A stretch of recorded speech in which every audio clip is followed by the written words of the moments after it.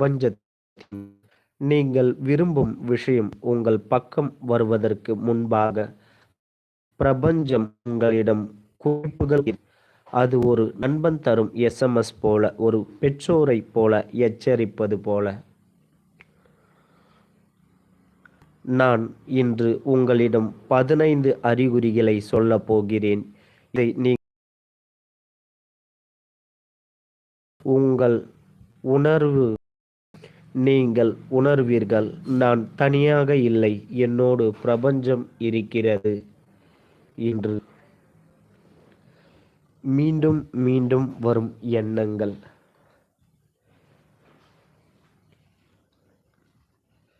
ஒரு ஊரில் வசிக்கும் பிரியா என்கிற பெண் ஒவ்வொரு மாலையும் வேலை முடித்து வீட்டிற்கு வரும் வழியில் ஒரு பழைய புத்தக கடையை பார்த்தாள். அந்த கடை அவளுக்கு மிகவும் பிடித்திருந்தது.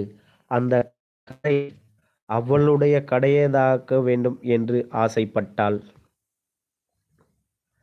ஆனாலும் அந்த கடைக்காரர் இடம் நாம் கேட்டால் அவர் ஏதாவது நினைத்து கொள்வாரோ என்று பயந்தாள். பிறகு மறுநாள் சென்றாள். இது உனது இடம். முதலில் அவள் புறக்கணித்தாள்.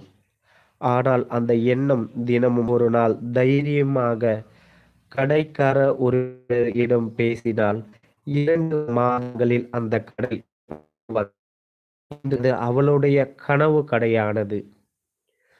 ஒரு எண்ணம், ஒரு பாதை, ஒரு கனவு மீண்டும் மீண்டும் வந்தால் அது உங்களுடைய மனக்கற்பனை அல்ல, அது உங்கள் ஆன்மாவின் அழைப்பு. பிரபஞ்சம் சொல்லும், இதுதான் உன் வழி என்று. அதே எண்கள் மீண்டும் மீண்டும் நீங்கள் அடிக்கடி 1 1 1 2 2 2 அல்லது 5 5 5 போன்ற எண்களை பார்க்கிறீர்களா? இவை ஏஞ்சல் நம்பர் என்று அழைக்கப்பட்டின் சக்தியின் சின்னங்கள். 1 என்றால் அது 2 என்றால் அது சமநிலையை குறிக்கும். 5 என்றால் அது பெரிய மாற்றத்தை கொடுக்கக்கூடியதாகும். ஒரு நண்பன் சொன்னான், எப்போ கடிகாரத்தை பார்த்தாலும் 1 1 தான். அந்த காலத்தில் அவன் வாழ்க்கையின் மேலே உறவு, ஆரோக்கியம் எல்லாம் உயர்ந்தது. பிரபஞ்ச எண்கள் மூலம் உங்களுக்கு நம்பிக்கை தருகிறது. நீ சரியான பாதையில் இருக்கிறாய் என்று. நான் ரயில் பயணம் செய்து கொண்டிருந்தேன். அருகில் அமர்ந்தவர் என்னுடைய கனவில் இந்த ப்ராஜெக்ட் ஒரு தேவையான முக்கியமான கான்டாக்டாக இருக்கிறது. அன்று நடந்த அந்த சந்திப்பு அந்த ப்ராஜெக்ட் கதவை திறந்தது. இதற்கு டிவைன் அப்ராச்மெண்ட் என்பார்கள்.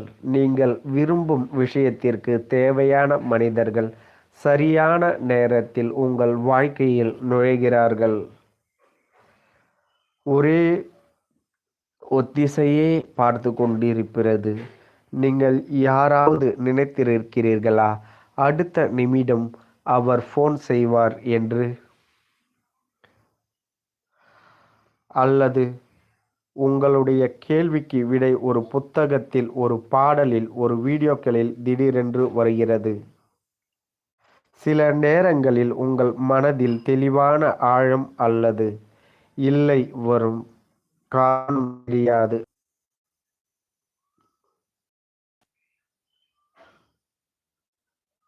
முரளி ஒரு கலைஞர். பல வருடங்களுக்கு முன் தொடர்பு ஓர் நண்பர் திடீரென அவரை தொடர்பு கொண்டார். அந்த நண்பர் முரளியின் படைப்புகளை ஒரு பெரிய நிறுவனத்திடம் அறிமுகப்படுத்தினார். இன்று முரளியின் ஓவியம் உலகம் முழுக்க விற்பனையாகியது. நீங்கள் விரும்பும் பாதைக்கு முன்னால் பிரபஞ்சம் பழைய உறவுகளை மீண்டும் கொண்டு வரும். ஏனெனில் சில அந்த உறவுகளுக்கு முன்பே திறக்கப்படுகிறது. நீங்கள் ஒரு கனவில் ஒரு இடம், ஒரு மலர் அல்லது ஒரு செய்தி பார்த்தீர்களா? அது உங்களுக்குள் பதிந்து வீழ்ந்ததும் மறக்காமல் இருக்கிறதா?